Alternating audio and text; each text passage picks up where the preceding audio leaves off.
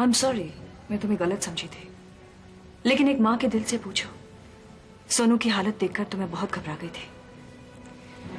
सोनू जैसे बच्चे के साथ जुल्म करने के लिए मुझे बहुत बेरहम होना होगा। मैं उतनी बेरहम नहीं हूँ। रहम दिल में कभी कभार होता हूँ, आदत नहीं है मुझे। मैं सिर्फ इतना जानता हूँ कि मैं तुमसे शादी करना चाहता हूँ, मैं तुमसे प्यार करता हूँ।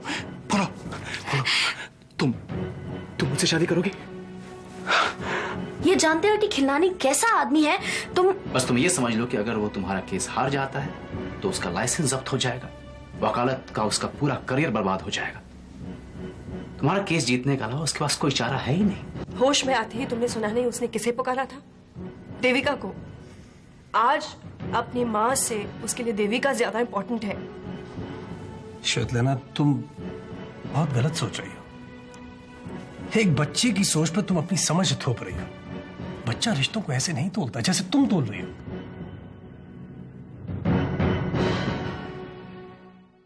तुम बिल्कुल फिक्र मत करो, सब ठीक हो जाएगा, आई प्रॉमिस यू। ट्रस्ट। कैसे हो बहन?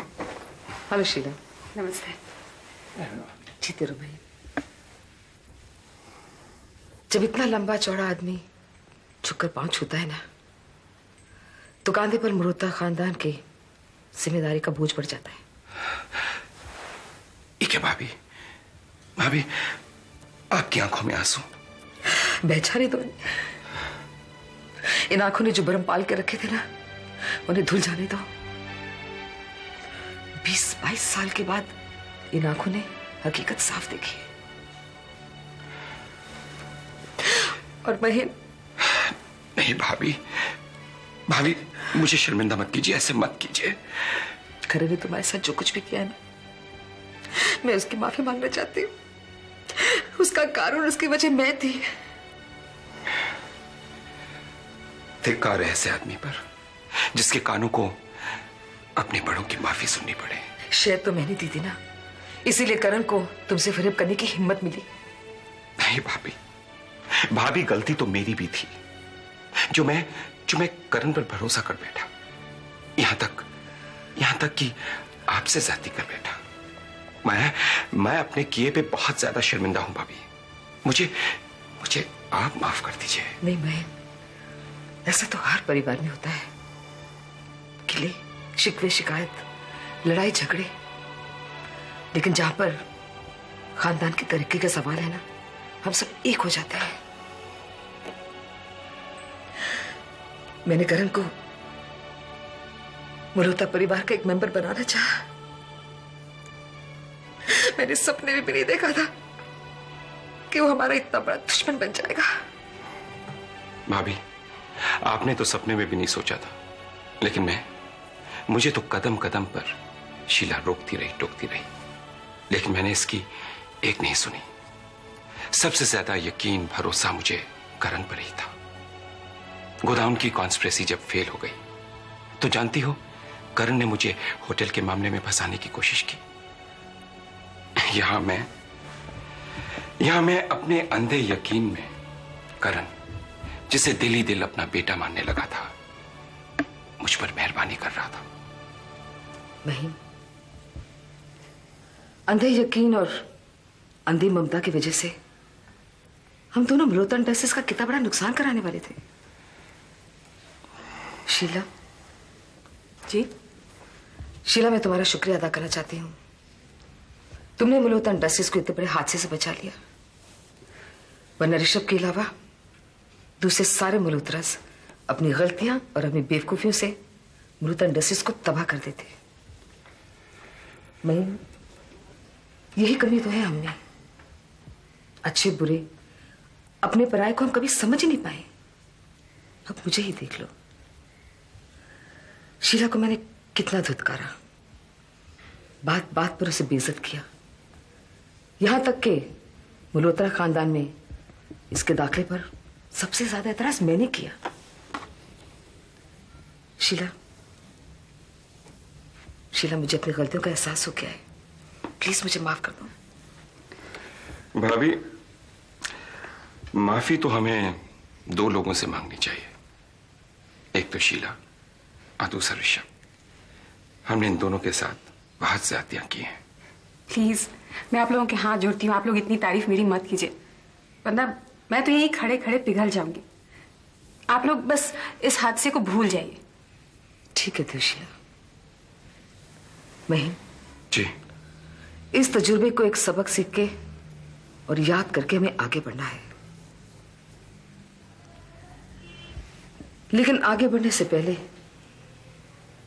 मैं एक फैसला लागू करना चाहती हूं जो मैं तुम्हें सुनाने आई हूं। कैसा फैसला भाभी? Damn it, Karan, take the phone. Oh God, help me. आज हर चीज मेरे खिलाफ जा रही है। किसको फोन करूं? पूजा को करती हूँ।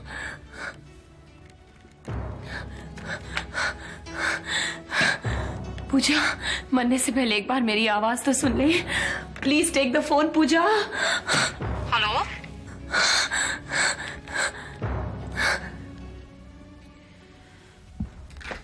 देविका और मेरा नफरत का रिश्ता है। इत्तेफाक से हम दोनों एक ही आदमी को चाहते थे, लेकिन उसने मुझे चुना था। देविका कभी ये हार कबूल नहीं कर पाई और आज शायद वो सिर्फ मुझसे इंतकाम लेने के लिए जी रही है। देविका रोनी से प्यार करती थी? रोनी नहीं, मैं केशव मल्होत्रा की बात कर रही हूँ। केशव मल्होत्रा? हाँ, मैं उनकी दूसरी पत्नी थी। और ये सोनू? सोनू रोनी और मेरा बेटा है। केशव से भी मेरे 2 बच्चे हैं, नेहा और निहाल। तो क्या तुम्हारा रोनी से डिवोर्स हो गया? नहीं, उसने डिवोर्स नहीं दिया था। और केशव मल्होत्रा की पहली पत्नी का? उनका भी डिवोर्स नहीं हुआ। ओह, आई सी। तुम यही सोच रहे हो ना कि मैं केशव की पत्नी नहीं, मिस्ट्रेस कहलाऊंगी। श्वेतलाना, मैं क्या सोच रहा हूं इसके लिए तुम्हें अपने दिमाग पर बोझ नहीं डालना चाहिए, क्योंकि तुम पॉजिटिव थिंकिंग पर यकीन नहीं करती और मैं नेगेटिव थिंकिंग पर विश्वास नहीं करता। झूठ मत बोलो सौरभ। मैं जानती हूँ तुम भी मुझे बुरी औरत समझने लगे हो। श्वेतलाना,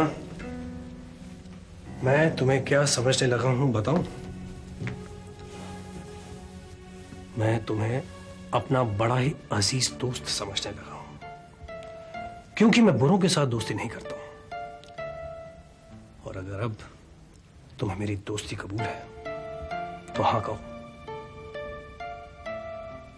सिर्फ कबूल नहीं, तुम्हारी दोस्ती सर आंखों पर।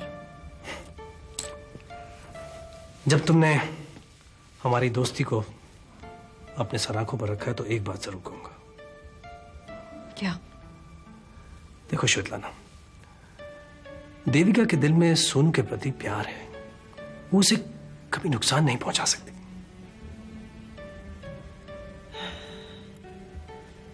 आई hope you're right. First of all, Karan को मल्होत्रा इंडस्ट्रीज के बोर्ड ऑफ डायरेक्टर्स से एक्सपेल किया जाए और फिर उससे वाइस चेयरमैनशिप छीन ली जाए। जी। मेरे फैसले से तुम खुश नहीं हो? ये बात नहीं है भाभी, मैं तो ये सोच रहा हूं कि क्या आप अपने इस फैसले पर अमल कर पाएंगे? नहीं, इस शहर की भीड़ में इज्जत, शौहरत, नाम, ये सब हमें किसने दिया है? मल्होत्रा इंडस्ट्रीज ने दिया है। मैं मानती हूं कि मैं दोहरी जिंदगी जी रही थी। इस रंजना देवी ने अपने बहुत सारे टुकड़े करके उम्र गुजार दी है, लेकिन मुझे ये सब दिया किसने है? मल्होत्रा इंडस्ट्रीज ने। और मल्होत्रा इंडस्ट्री का जो भी दुश्मन होगा ना, वो मेरा सबसे बड़ा दुश्मन होगा। आप ठीक कह रही हैं। थैंक गॉड, आप लोगों की बातें सुनकर मेरे दिल को इतनी तसल्ली पहुंच रही है कि मैं बता नहीं सकती। अब मुझे पूरा भरोसा है कि जब आप दोनों साथ हो गए हैं यानी सही मायने में साथ हो गए हैं तो अब मल्होत्रा इंडस्ट्रीज का कोई भी कुछ नहीं बिगाड़ सकता। ना हाँ, सिर्फ हम दोनों नहीं, तुम्हें भी साथ में शामिल करेंगे। हाँ महिन, करण को एक्सपेल करने के बाद ऋषभ को फिर से डायरेक्टर बनाएंगे, और अगर वो ना करेगा ना, ये जिम्मेदारी हम उस पर थोप देंगे। यू आर एब्सोल्युटली राइट भाभी, हमें ऋषभ की अब बहुत ज्यादा जरूरत पड़ेगी। एक और भी शख्स है जिसे मैं बोर्ड ऑफ डायरेक्टर में शामिल करना चाहती हूँ। किसे? तुम्हें शायद एतराज हो, लेकिन ये सोच लो कि ये मेरी जिद है। उसे मैं बोर्ड पे लाकर ही छोड़ूंगी। आप नाम तो बताइए। शीला।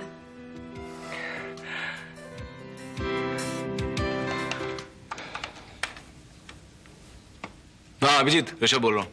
हाँ ऋषभ, त्यागी का कुछ पता नहीं चल रहा कि वो कहाँ है। क्या मतलब? देख, मैंने उसके सारे ठिकानों पर मैसेज भिजवा दिया है, तेरे पास भी उसका कोई फोन नहीं है? अरे नहीं यार, उसने तो मुझे एक बार भी फोन नहीं किया। ऋषभ, मेरे और त्यागी के बीच का जो कांटेक्ट था, उसके आदमी का भी कुछ पता नहीं चल रहा यार। यार अभिजीत, लगता है गुमशुदा होने का मौसम आ गया। पहले रक्षंदा और अब त्यागी। एनीवे, इंतजार करने के अलावा हमारे पास कोई और चारा नहीं। ओके?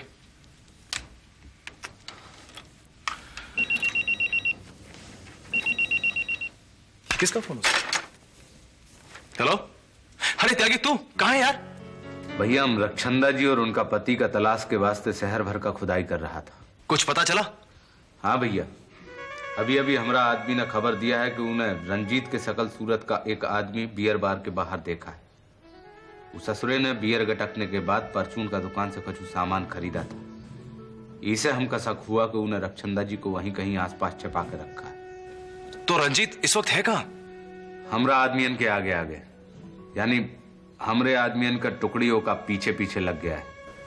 लेकिन त्यागी, तुझे पूरा यकीन है कि वो आदमी ही रक्षंदा का पति है? अब भैया, वो का हरकतें और वो का हुलिया से तो यही लगता है कि वो वही जानवर है। कछु देर आप रुक जाइए, हम लोगों का सब मालूम चल जाएगा। एनीवे त्यागी, जो जैसे जैसे पता लगते रहे तू मुझे बताते रहना। हाँ, कुछ पता लगे तो भी और कुछ ना पता लगे तो भी मुझे फोन करते रहना, ठीक है यार? All the best. Pooja, Pooja तू सुन रही है ना? मेरी आवाज तुझ तक पहुंच रही है ना पूजा? रक्षंदा, तुम कहाँ से बात कर रही हो? जोर से बोलो, मुझे कुछ सुनाई नहीं दे रहा है। पूजा, रंजीत मुझे जबरदस्ती यहाँ ले आया है। उसने मुझे यहाँ कैद करके रखा है पूजा, और उसने मुझे बहुत मारा भी। रक्षंदा, रोना बंद करो, मुझे बताओ तुम कहाँ हो, हम अभी आ रहे हैं। वो मुझे विरार के किसी फार्म हाउस में ले आया है पूजा। पूजा प्लीज करण को बता देना कि वो मुझे यहाँ से बचा ले, वरना उसकी रक्षंदा मारी जाएगी। प्लीज पूजा, तुम लोग जल्दी पहुंचो।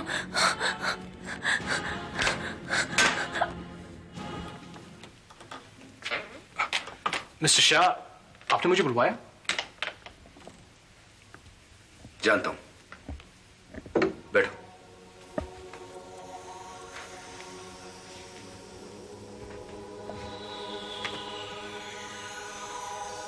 ये होटल रिजोर्ट के कॉन्ट्रैक्ट मिस्टर पांडे और मल्होत्रा इंडस्ट्री के बीच जो हमारी गतिविधियां जारी हैं, तुमने उसके बारे में किसी को बताया है? जी नहीं मिस्टर शाह, मैंने किसी को भी नहीं बताया। जरा सोच समझकर अपनी यादाश्त पर जोर डालकर बताओ। ये वक्त काटने के लिए या तुम्हारे इन गैर जरूरी सवालों का जवाब देने के लिए मैंने तुम्हें यहां नहीं बुलाया। होटल रिजोर्ट को लेकर जो हमारे तमाम मंसूबे और मकसद हैं, तुमने उनके बारे में किसी को बताया है? याद करके मुझे नाम बताओ। मुझे ऐसा रेनू या निशी, या दोनों को बताया था? देखो राजीव कोहली, तुम्हारी ये खामोशी को गलत मानकर मैं कुछ उल्टा सीधा ना कर बैठूं। जी, निशी को बताया था। क्यों बताया था किसी को? मैं यहां कोई गुड्डा गुड़िया का खेल खेल रहा हूं? जो तुम अपनी सखी सहेलियों को लेकर सबको बताते फिर रहे हो?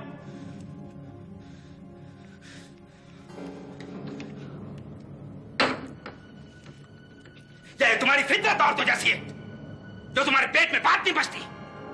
क्या जरूरत थी किसी को बताने की? आपका गुस्सा वाजिब है मिस्टर शाह, लेकिन मुझसे जो काम करवाया जा रहा था या जिसमें मुझे शामिल किया जा रहा था, ये काम करने को मेरी आत्मा राजी नहीं थी। समझने की कोशिश कीजिए, मैं सीधी सादी जिंदगी गुजारने का इरादा रखता हूं जहां पर सारे रास्ते सीधे हो। तो जाओ, जाओ ना सीधे रास्तों से होकर हिमालय। क्या मैंने तुम्हें बताया नहीं था? क्या मैंने तुमसे पूछा नहीं था? या तुम्हारे इन हाथों को जबरदस्ती रस्सी से बांधकर तुम्हें घसीटा गया था इसके अंदर? बड़े अधकचरे आदमी होते जा रहे हो तुम, अधकचरे आदमी हो तुम। पल में दोला पल में माशा, ना ठीक से इस तरफ के ना पूरी तरह से उस तरफ के। ये क्या तुम्हारी जबान को इनकार करना नहीं आता है?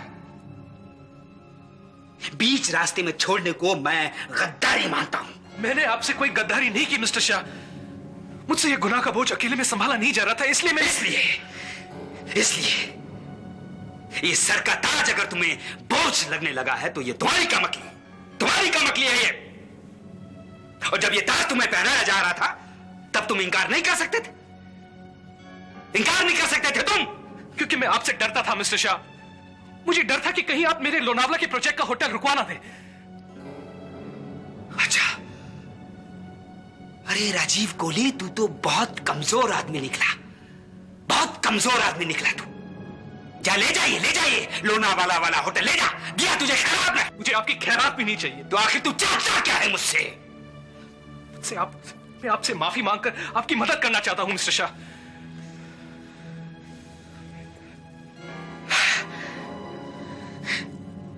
तुम्हारी ये जरा सी लापरवाही की वजह से हम ये कॉन्ट्रैक्ट गवा बैठते। वो तो गनीमत है कि ज्यादा नुकसान नहीं हुआ। अब एक बात कान खोलकर सुन लो राजीव कोहली, अगर तुम्हें मेरा साथ देना है तो पूरी तरह से मेरा साथ दोगे। जरा सी कमी तुम्हारी जान के लिए आफत बन सकती है। मैं समझता हूं, आइंदा ये गलती नहीं होगी।